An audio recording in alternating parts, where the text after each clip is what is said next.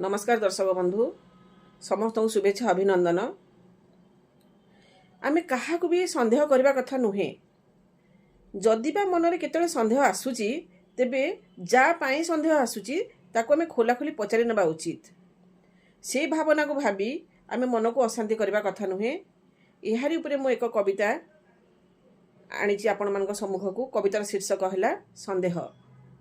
काचर सदृश अटेई मन थरे जदि भांगी जाए परे जेते जी जोड़ू थाऊ ताकू ना केबे से जोड़ी हुए।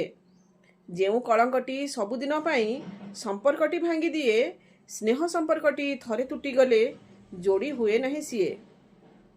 जदिबा मनरे सन्देह रहुची बढ़ाओनी केही किए खोला खोली भावे पचारिन निय स्वच्छ होइजिबो सीए। सेथिबाई बंधु माने प्रथमे पचारि नियंतु जो आपण मन सन्देह आसूची ताको पचारि नियंतु। पचारि नहीं मन क्लियर हो गला परे मन शांति रखंतु, अशांति हुंतु नाही। कारण एई अशांति मन विषधर सर्प भली काम करिथाए। तेणु दयाकरी कथाटी को गुरुत्व देबे। जदि यूट्यूब रे देखुथिबे तेबे मो चैनल को सब्सक्राइब कर देबे। रहुची धन्यवाद।